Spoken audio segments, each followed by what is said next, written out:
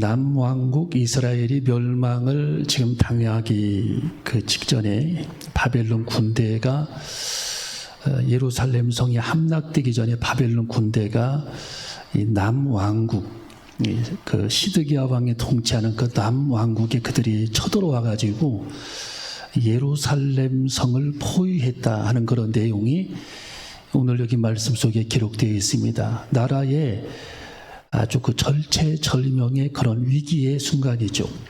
그래서 예루살렘 성의 포위를 지금 당한 그런 채로 이제 오늘 시드기야 왕이 두 사람을 예레미야 선지자에게 보내서 기도를 요청하는 그런 장면이 오늘 본문 속에 기록이 되어 있습니다. 이 시드기야 왕은 그 어떤 왕이었는가, 우리가 이제 끝부분에서 언급이 되겠지만 하나님에게 쉽게 말하면 버림받은 왕이라고 볼 수 있죠. 히스기야 왕은 위대한 그런 믿음의 용사인데 시드기야 왕은 악한 왕이에요. 그래서 이제 하나님께서 예루살렘 성을 버리게 되는데 여기 바벨론 군대의 그 왕은 그 느부갓네살 왕이죠. 주전 586년경에 이 느부갓네살 왕이 군대를 많은 그런 군사들을 거느리고 예루살렘에 나타나서 이제 예루살렘 성을 포위하고 쉽게 말하면은 그 고사 작전을 그들이 펴게 됩니다. 우리가 그 이렇게 전쟁터를 보면은 이렇게 보급로를 차단해 버리면 그 성 안에 있는 사람들이 다 고사가 되잖아요. 다 굶어 죽게 되죠. 그래서 그런 작전을 펴서 이 바벨론 군사들이 예루살렘 성을 포위를 했는데 18개월 동안 차단을 해요. 모든 그 길을 차단하고 예루살렘 성을 에워싸고, 그리고 심지어는 토성을 같이 쌓아가지고 이렇게 내려다보면서 활을 쏘는 그런 일이 벌어지고 있는 겁니다. 그러니까 단단히 마음을 먹고 왔던 겁니다, 그들이. 그래서 18개월 동안 예루살렘 성이 포위가 된 채 이렇게 모든 보급로가 차단이 되니까 밀과 보리가 다 이제 바닥이 나고 음식물이 바닥이 나고 채소들을 먹을 수 없게 되고, 이런 상황이 그들에게 벌어지게 되면서 점점 굶어 죽는 사람들이 그 성 안에 생기게 됩니다. 그래서 많은 사람들이 거기서 굶어 죽게 되고 심지어는 그 성경에 보면은 어린아이까지 다 거기서 잡아먹어요. 어린아이까지. 먹을 게 없으니까. 그런 비참한 그런 일이 벌어지게 되는 거예요. 그러니까 우리가 나라라고 하는 이 개념은 중요하죠. 나라를 잃어버리게 되면은 다 잃어버리는 거예요. 우리의 주권도, 우리의 언어도 잃어버립니다. 우리의 자유를 잃어버려요.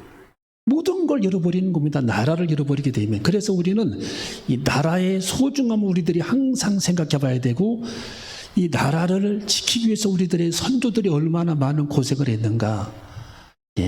임진왜란부터 병자호란부터 시작해서 930번이나 우리나라가 침략을 당했는데 지금까지 이 나라를 지키고 있다는 것은 우리의 선조들이 그만큼 많은 피를 뿌리면서 옛날 몽골이 1차, 2차, 3차, 4차, 5차, 6번까지 우리나라에 내려왔잖아요. 몽골. 그 많은 그 전쟁을 견디고 치르면서 많은 고통을 당하고, 그래서 우리가 제주도에 가면은 지금도 몽골 말이 있잖아요. 그때 그 씨들이 있는 거예요. 지금도 몽골 말, 조랑말, 제주도 가면은. 그때 몽골 사람들이 제주도에 내려와가지고 말을 거기서 길렀습니다. 조랑말을, 몽골 말.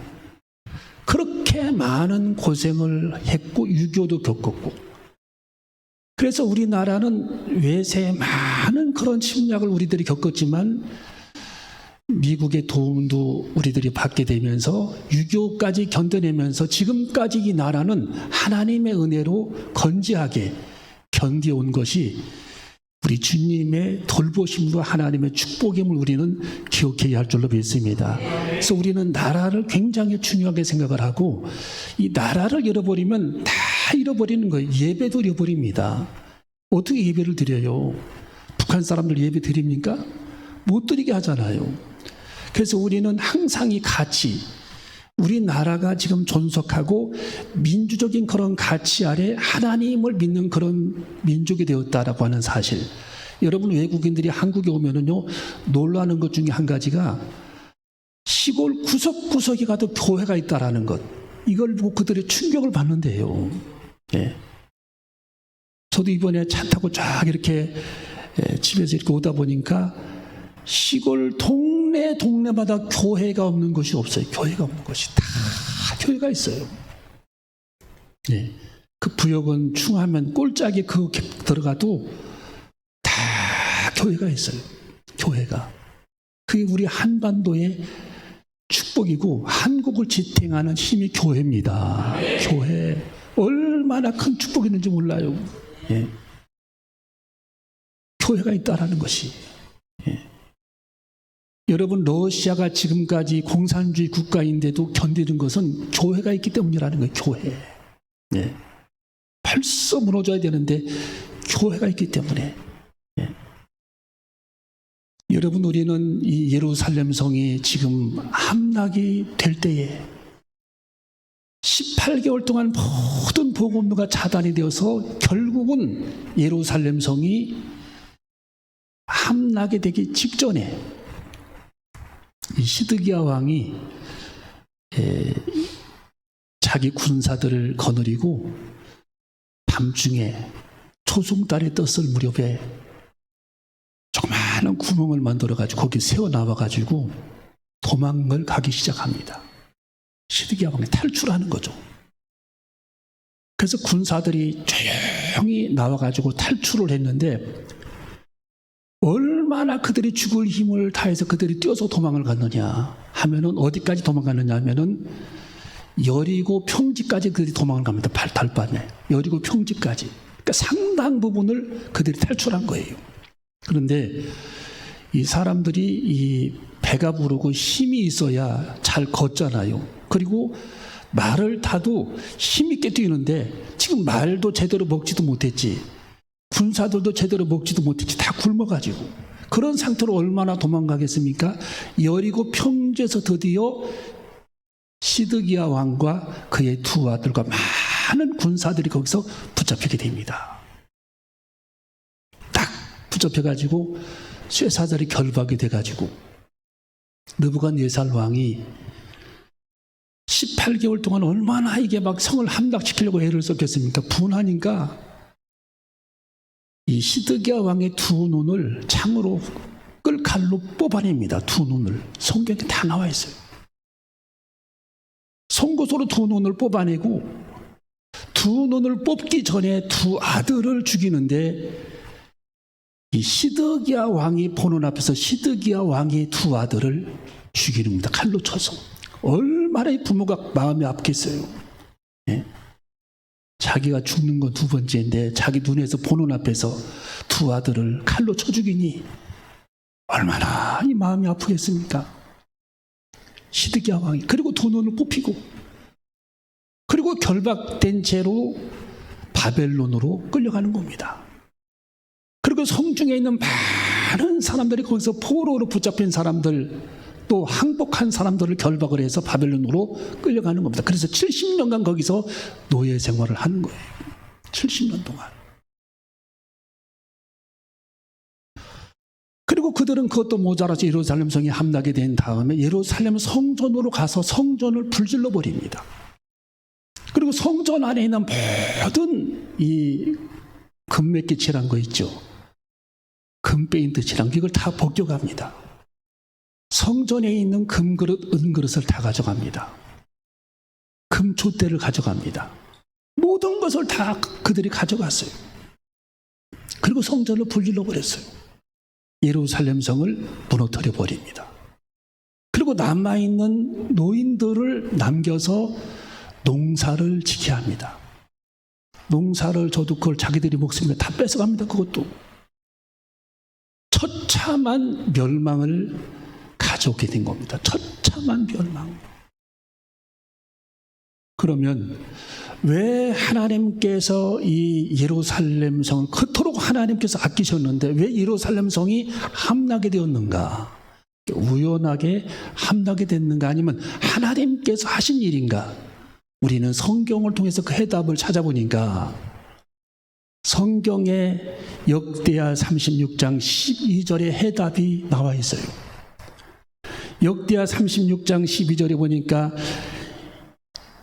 이 시드기야 왕은 하나님 앞에 겸손하지를 않았다라는 거예요. 우리 한번 다 이렇게 겸손하지 않았다. 이 겸손의 반대말은 교만입니다. 교만. 선지자의 말을 들어먹지를 않는 거예요. 이 시드기야 왕이 선지자의 말을 무시합니다. 여기도 나이도 20살밖에 안 먹은 왕이 예레미야 선지자에게 오늘 여기 본문 성경에 봐도 너는 우리를 위하여 여호와께 간구하라. 딱 명령적으로 얘기하잖아요. 다윗 왕은 그렇게 존대했는데 선지자들을 오늘 여기 시드기야는 나이도 어린 이 왕이 선지자 예레미야에게 너는 우리를 위해서 기도하라. 딱 명령적으로 얘기하고 아주 선지자 예레미야의 말을 전혀 듣지 않는 교만한 그런 왕이 시드기야 왕이었어요. 시드기야 왕. 그래서 그 하나님께서 예루살렘 성을 멸망시킨 그 원인으로 역대하 36장 12절에 보니까 겸손하지 않았음을 하나님께서 지적하고 교만죄를 하나님이 지적합니다. 교만죄. 이 교만죄는 얼마나 무서운지 몰라요. 교만한 거는. 이건 못 말리는 겁니다. 사람이 교만하면. 아무도 못 말려요. 이 교만은 하나님의 말씀을 듣지 않게 합니다. 교만은 하나님 중심이 아니라 자기 중심입니다. 모든 걸 자기 중심으로 생각을 합니다. 자기가 우선입니다. 내 말이 가장 중요하다고 생각을 합니다.